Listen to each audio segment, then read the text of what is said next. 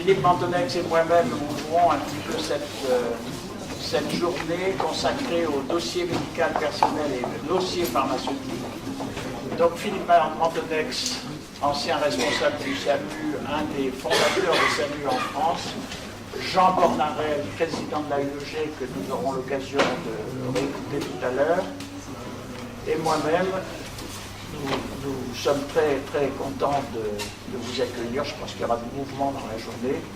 Et je remercie particulièrement Mme Jacqueline Hubert, directeur général du CHU, qui nous accueille et à qui je vais passer la parole immédiatement. Merci, Madame. Merci, Monsieur le Professeur, Mesdames, Messieurs. L'AUEG a donc pris l'initiative d'organiser à Grenoble une journée sur le dossier médical personnel et sur le dossier pharmaceutique. Je souhaite les remercier pour cette initiative que je juge extrêmement intéressante. En effet, Grenoble, ville de haute technologie, et le CHU de Grenoble ont toujours été et demeureront un terreau fertile pour toutes les questions liées à l'informatique patient. Dans ma bouche, ce n'est pas anodin à l'époque où vous venez, les syndicats viennent de vous remettre des tracts sur le devenir de l'informatique grenobloise. Donc, à travers ces propos, vous verrez que je continuerai et je ne ferai rien pour nuire au dossier médical du CHU de Grenoble. À l'heure où les économies sur l'assurance maladie vont être majeures, 9 milliards en 2015, il est indispensable de rationaliser les parcours patients, d'éviter les doublons, d'éviter les errances des patients dans le système de santé. Le DMP et le dossier pharmaceutique peuvent grandement participer à cette rationalisation des soins et à cette définition des parcours. Et sachez qu'au CHU de Grenoble, nous sommes très attachés, je pense qu'on en reparlera cet après-midi avec Jean-Pierre Sarski, notre président du CME, sur la mise en place des parcours et pour tester, lorsque l'occasion se présentera, la tarification au parcours de soins. L'échange de données médicales et électroniques entre les professionnels de santé est un objectif qui devrait être complètement fluide et naturel. Vu de l'extérieur, on se dit pourquoi est-ce que ce n'est pas déjà fait, pourquoi est-ce que ce n'est pas plus facile. En réalité, nous ne sommes qu'en début de journée, on peut d'ores et déjà se dire, identifier quelques difficultés et quelques obstacles. Les difficultés juridiques, je pense qu'on y reviendra, mais en effet, la réglementation française en termes de protection des données médicales impose des contraintes qui peuvent constituer des écueils. Disposer de l'accord du patient afin de partager les données médicales. C'est une question, hein, ce n'est pas c'est un constat. La loi interdit l'échange de données médicales via des messageries qui ne sont pas sécurisées. Là aussi, c'est une difficulté pour les praticiens de ville en particulier. Les difficultés techniques, là aussi j'imagine qu'on y reviendra tout au long de la journée, mais déjà on peut se dire la capacité à authentifier des patients, alors que chaque établissement en particulier a sa propre classification et son propre identité permanente patient. L'utilisation de la carte des professionnels de santé pour consulter le dossier partagé, qui nécessite quand même quelques contraintes en termes de certificats, en termes de composantes techniques. L'enregistrement des données médicales obtenues via des messageries sécurisées.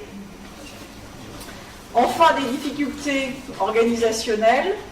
Pour la consultation du dossier médical, l'accord du patient est matérialisé par l'utilisation de sa carte vitale, qui peut poser problème dans certains cas, en particulier en cas d'hospitalisation. Pour l'envoi des comptes rendus aux médecins de ville, la collecte et la mise à jour des adresses mail des médecins qui changent en permanence, c'est quand même une contrainte pour les établissements hospitaliers en particulier. Ces trois écueils identifiés sur lesquels nous reviendrons certainement, peut-être d'autres seront identifiés.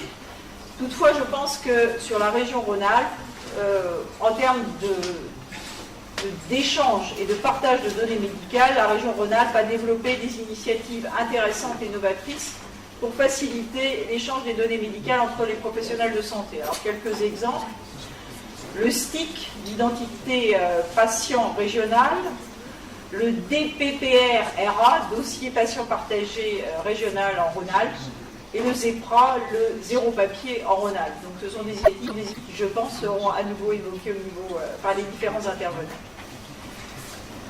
Les différentes interventions et tables rondes qui vont se succéder tout au long de la journée devront permettre de faire un point sur l'utilisation de ces deux outils, le DMP et le dossier pharmaceutique, et d'identifier les obstacles et éventuellement de dresser des pistes pour en faciliter le développement et l'utilisation.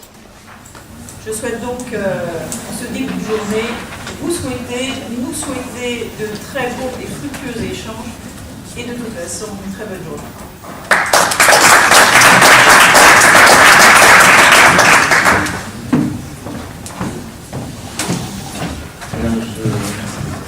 Je remercie au nom d'Alliance Université Entreprise toutes les personnes qui sont là et celles qui vont intervenir. Vous avez dans les petits dossiers des textes sur l'Alliance, donc je ne vais pas, dans une journée qui va être dense, passer beaucoup de temps là-dessus.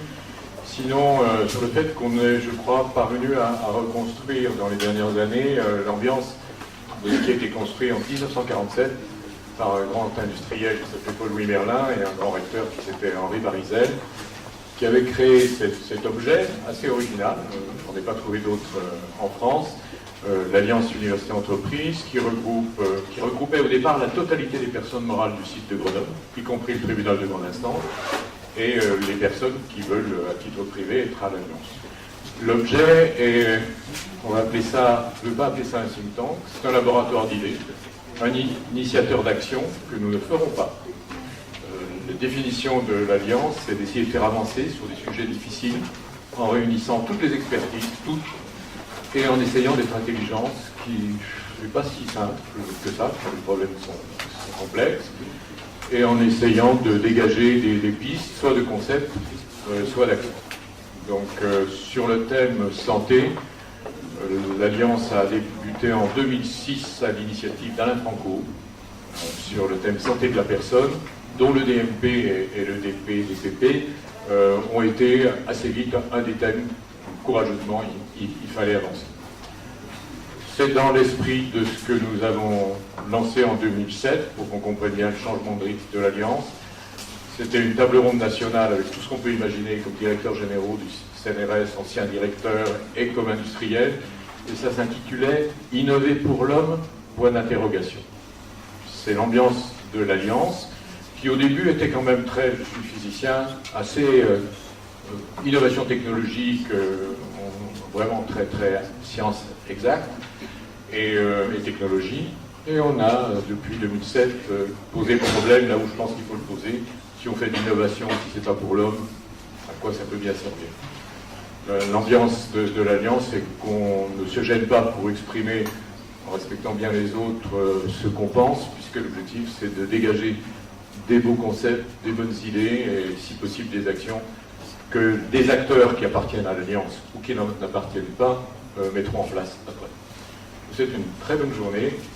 Christophe et Jean, c'est à vous.